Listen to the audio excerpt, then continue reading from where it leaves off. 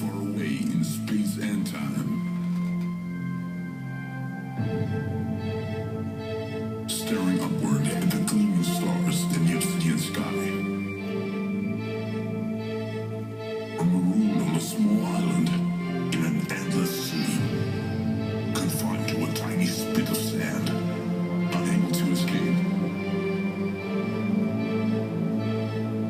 But tonight, on this small planet, on Earth, we're gonna rock civilization.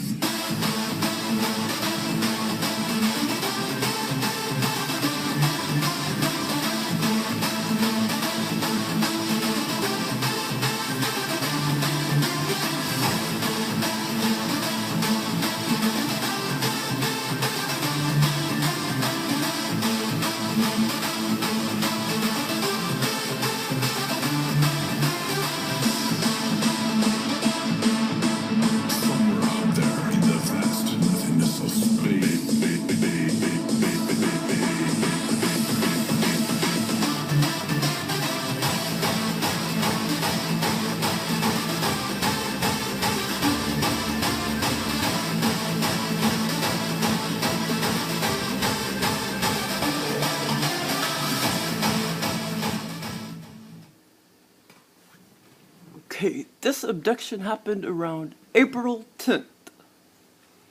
And I mentioned this abduction in that other video, but I forgot some things, some very important things. But it was kind of quick little abduction. Some of my abductions are very, very long, especially the ones where they stick me in Romania and they create a whole scene for me. I mean, like a whole long little scene or whatever. They last a long time, like to Romania and Russia and England. They sent me to England about 3 times. They sent me to Africa. But I think I did write some of those down somewhere, but that was a few years ago, so that's why I haven't done videos on them, because, you know, I'm sure I forgot too much to talk about. The Africa one I remember pretty clearly, but yeah, that was before I realized it was the aliens that kept giving me all of these lucid virtual reality type of dreams. Well, they're not dreams, they're experiences, but they're not dreams. They're in an altered state, but they're nothing close to being a dream.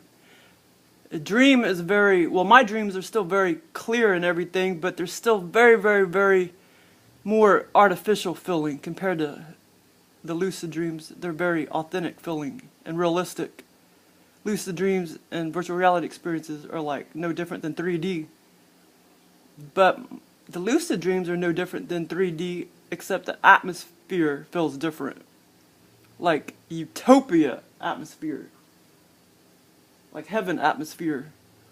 But yeah, so some of them are really, really, really long. But some of the abductions are actually really long too, like when he stands at the foot of the bed and then takes me at that split second before I fall asleep. That's pretty much how they have to abduct you to get a very, very good abduction and very memorable abduction. That's the best way that they do it. But I'm still conscious with the other ways of them, you know, taking me as well. But those are the ones I like the best, where they stand at the foot of my bed and take me that split second before I fall asleep.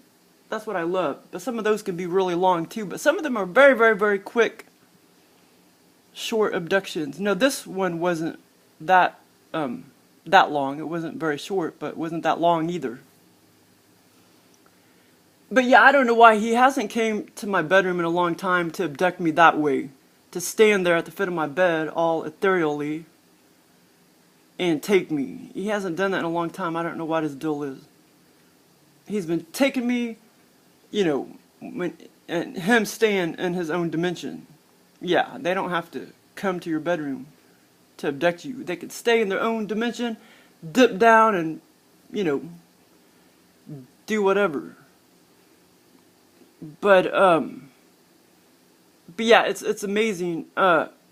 But the weird thing was, back in 2011, when I was having these out-of-body experiences, when I moved into this house, it was one spring morning, and the weird thing was that, okay, this was really weird, and I haven't talked about it yet.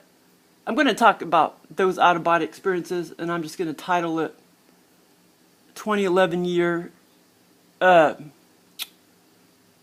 another planet, or something like that. But I successfully went out of body twice. But the thing is, the being, whoever it was, probably a reptilian, kept, I mean, he was able to just keep not forcing me out of body, but he just kept taking me out of body when I was completely awake. I mean, I was completely awake. I wasn't even in a groggy state. That's what was so weird about that experience. I wasn't even in a groggy state. I had to get up at like 7 to be at work at 8, but he kept, like, before I would like lean up out of bed. Why did I keep leaning up out of bed? Shit, I can't remember, but I kept leaning up out of bed, and I mean, I was completely awake, and he kept taking me out of body. It was so weird, and I was so awake that's why I kept fighting it, because I was so alert what was happening, so I kept fighting it.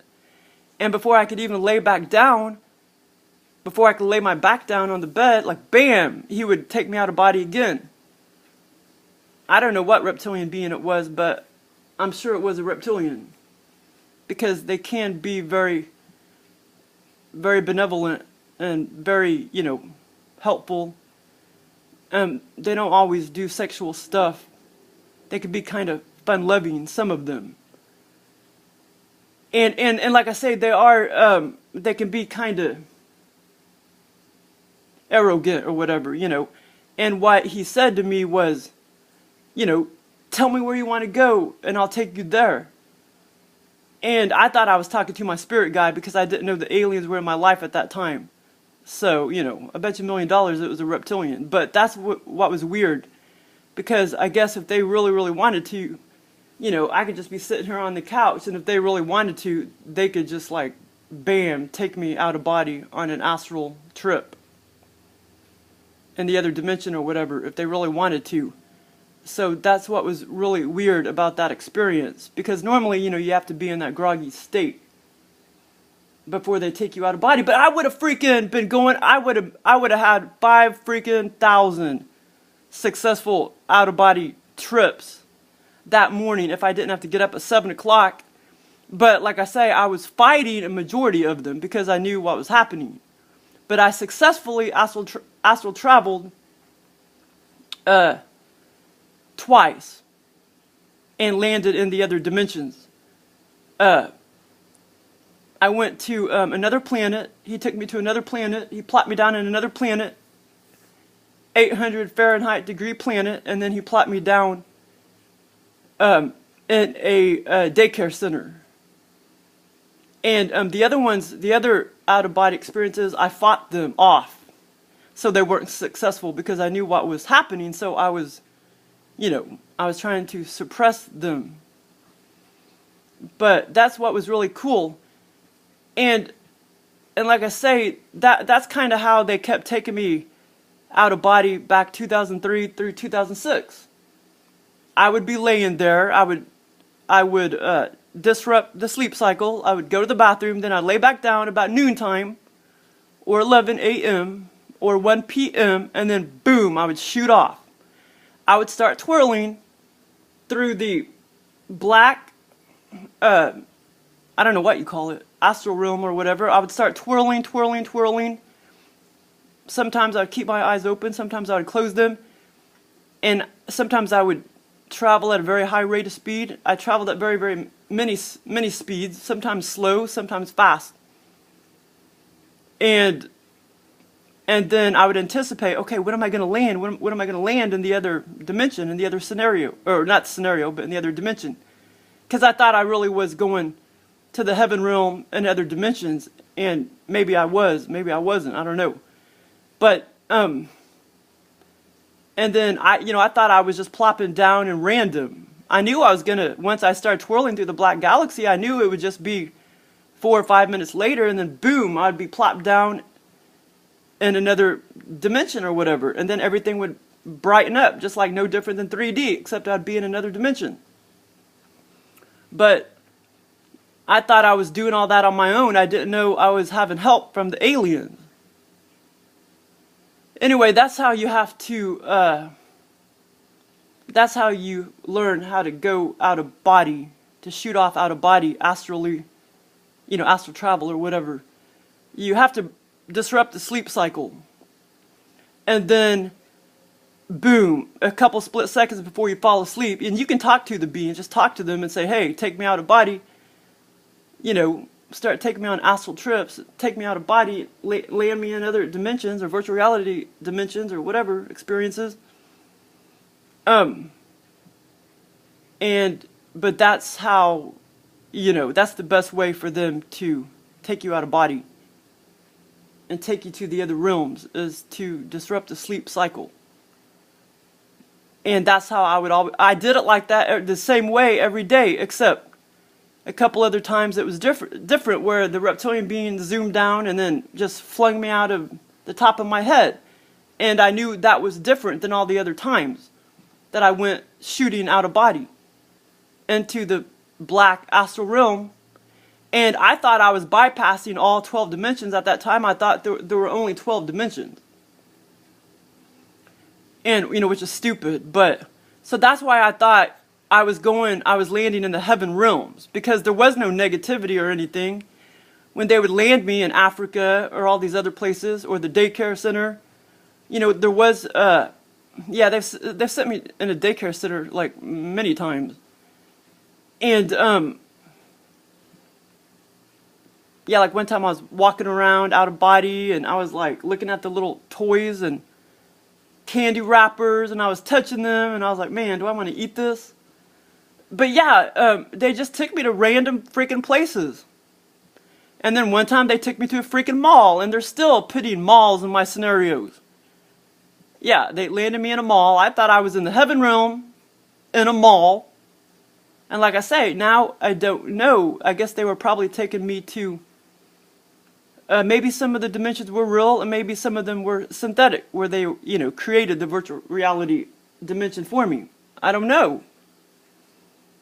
But it's total freaking blast, that's all I know. And I would always feel on top of the world when I would, go back to 3D. Like that experience in 2011 when he kept taking me out of body.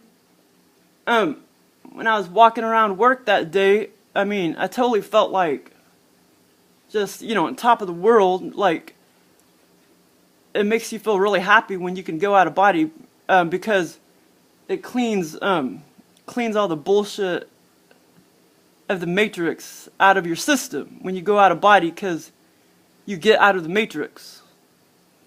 And so you feel so freaking happy. Like when people don't get sex or they're fucking drugs or whatever, they get real moody. So see, that's how I get if I don't fucking go out of body and have my out of body experiences. I get freaking moody. Yeah, so I can talk about that later, because I'm going to have to write down all the places that I went to. Now, a lot of times in 2003 through 2006, when I would shoot off after I would disrupt the sleep cycle, a lot of times they literally would just put me in just what I thought was the heaven realm, but I literally would just they would just plop me down outdoors. I was just outdoors in nature, just walking around. There's nobody around. I was always by myself, which I loved it. It was still pure bliss being by myself. All I would see was just no different than looking out the window and just seeing grass. I'd be walking around the grass and just seeing trees and nature. A lot of times they literally would just plop me down in that, in that dimension where, there was nothing around. It was just pure nature. They did that many, many, many, many times. So, of course, that may be kind of boring to some people, but it was not boring to me at all. Because no matter where you're at, if you're out of body, it's a freaking blast. Yeah, so anyway, okay, this experience, this was, okay, my reptilian alien abduction by Joel with sex, and he shoved me into the episode, into the virtual reality experience after he abducted me. And I was at a mall, but he was trying to duplicate that mall. When I dated this one person, we would go to that little mall in San Antonio, downtown or whatever. No, this wasn't a normal mall. It was just a small little mall.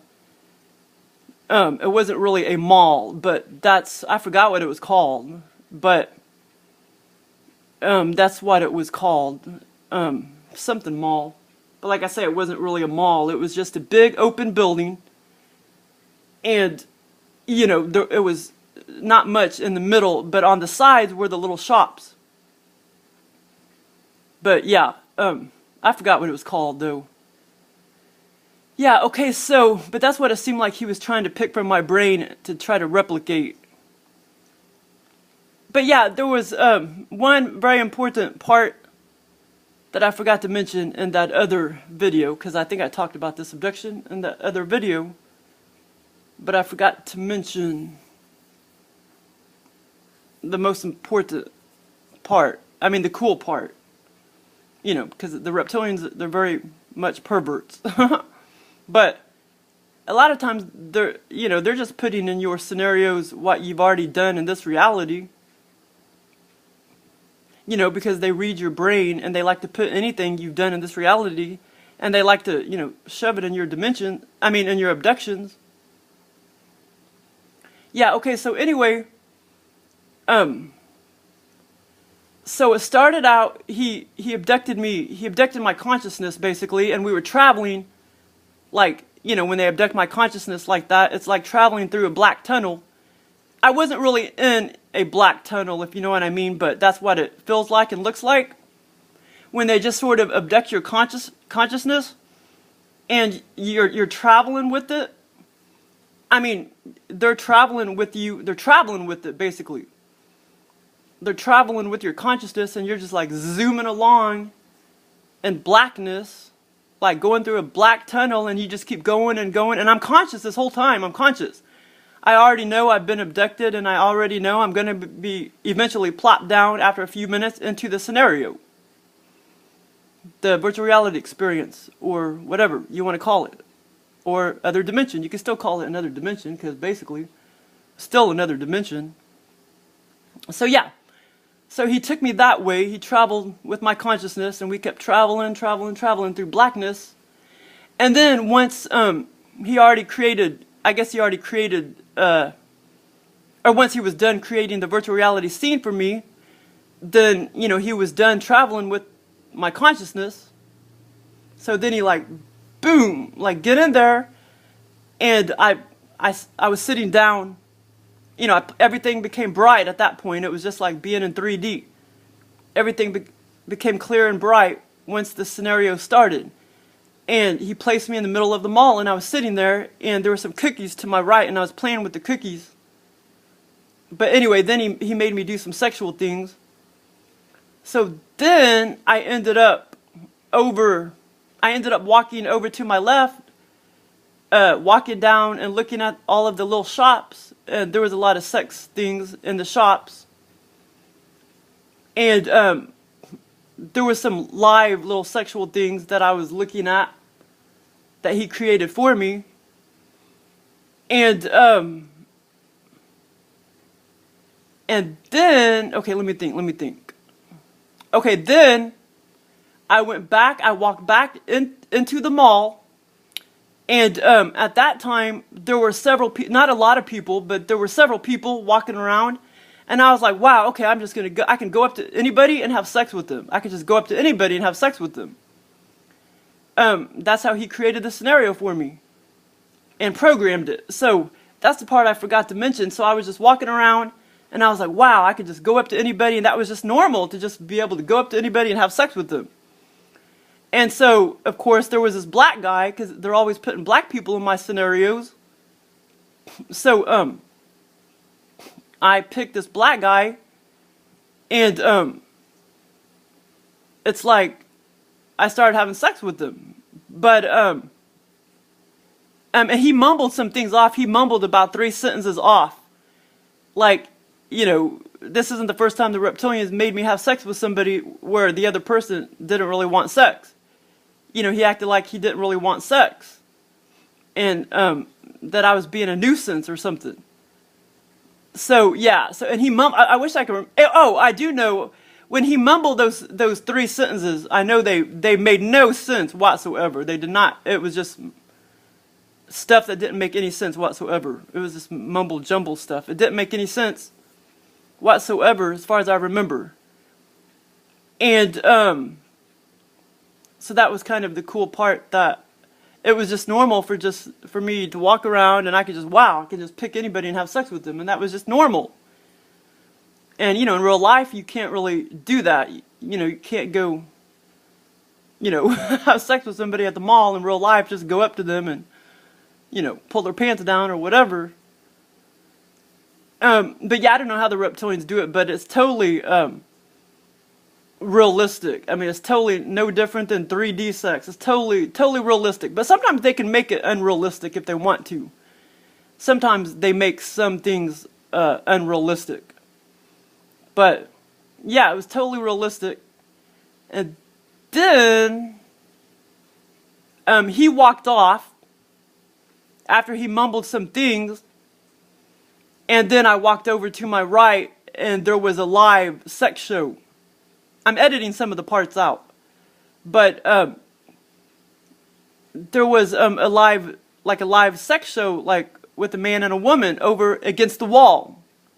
When I walked over to my right, there was a live sex show, and then it was really weird. He made me climax in this abduction, but it felt different. It didn't feel like normal. I don't know why. Yeah, sometimes, and it was because I guess the way he abducted me. Because you know, it doesn't feel like if you climax in just a regular dream compared to an actual out-of-body experience, there's a world of difference. And this was, you know, he abducted me differently this time. Instead of, and I think that's why it felt different. It didn't feel as good as they normally do under abductions. Because, like I say, sometimes they can take your whole astral body and abduct it and your whole mind. And then sometimes they just kind of abduct your brain, your mind consciousness. And I think that's why it felt kind of different. No, it still felt good, but it felt kind of different. Like more, I don't know, like maybe a little more artificial different. I don't know. But yeah, it just depends on how they abduct you. Because it's amazing what they could do. And like I say, and sometimes if it's just more of a lucid dream or this kind of experience where they just abduct your consciousness instead of your whole astral body and everything, although I knew my body was still there, but yeah, I wasn't really aware that, oh, okay, you know, my astral body's here and blah, blah, blah, blah. When they abduct me, sometimes when they take me that split second before I fall asleep and they throw me in realities, like, you know I can touch my astral body and I know it's there and stuff. But sometimes if they just abduct your mind, it's a little different. Sometimes you're not aware of this and aware of that and blah, blah, blah, blah. But yeah, I mean, my astral body was still there. It's just that I wasn't so much aware of it. Yeah, it's really weird. Because they have millions and millions of ways that they abduct, and sometimes, you know, if they get you off or whatever, sometimes it doesn't feel as good compared to other abductions. Like it just felt more, I don't know, it just didn't feel as good as like most of them when they arouse you and get you off and stuff. Like, yeah, like I guess it felt more artificial. I don't know if that's the right word. But yeah, so that was kind of cool, that, because that's the part I forgot to mention, was that he actually did get me off in this one. And that, I was able to just walk around and be like, wow, I could just go up to anybody and have sex with them. And of course, I picked the black guy because he's always throwing black people in my abductions. But that kind of goes back to age 5, like age 5 as well. Because I had a black boyfriend when I was like in the 1st grade. And so I don't know. I think that's why they have this black thing or something. I don't know. But yeah, so that was my abduction. But yeah, this time, oh yeah, when he shoved me harder than normal. He's always shoving me around.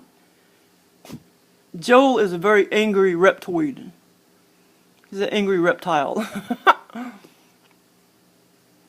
But he does look somewhat like this. He looks somewhat like that. But he's full of shit. He's always trying to act like he looks more human looking. Or he's always trying to give off that impression, or the first impression, when I first started realizing that it was him and he kept coming to give me experiences, you know, way off at a distance. I mean, it just looked like a slender man to me. But no, he does. And so I thought it was because he was just way, way, way, way off at a distance, and he showed himself, and then he came and gave me an abduction in my bedroom. I haven't talked about that one yet. But he does not look human at all. But yeah, he kind of shoved me harder this time, like bam, like into the scene. I thought that was kind of interesting. Because that's not the first time he shoved me. And he also makes me shove other people in my abduction scenarios. Yeah, lots of times I shove other people. And he's done that many times. I can talk about that later. But this is kind of funny. I saw this on like one of the Yahoo, you know, when you go on Yahoo and you read some of the, I don't ever read any of that, but if you look at some of the pictures, you scroll down and they'll have some pictures like a pharmaceutical drug or whatever. They had this picture and it looks like a bunch of dongs, but you know, you can clearly tell it's subliminal for dongs. And I guess it's squash or something. I don't know what the hell it is. I hate squash, but yeah, see, it looks like 2 dongs. And you know, it's all of that shit is already written into the matrix coding. All the subliminal shit that looks like, you know, dick or vagina or whatever. It's just the reptilians, whoever designed the matrix, the aliens, they already put all of that perverted stuff into the programming. The person that posted that picture, the person that writes those, I don't know, articles or whatever for Yahoo, they didn't plan that out. They didn't even know it looked like dongs. You know, they didn't plan that out. I mean, subconsciously they did, but not consciously, no. Okay, so that was my abduction by Joel, by the angry reptile. But yeah, I mean, I trust him. Like, I know he's never gonna, you know, he knows. I mean, he could probably be really, really, really mean if he wants to, but he knows not to do that. You know what I mean? So, I mean, I trust him. I know he's never just gonna turn really mean on me. You know what I'm saying? He just stays the same. Thanks for listening.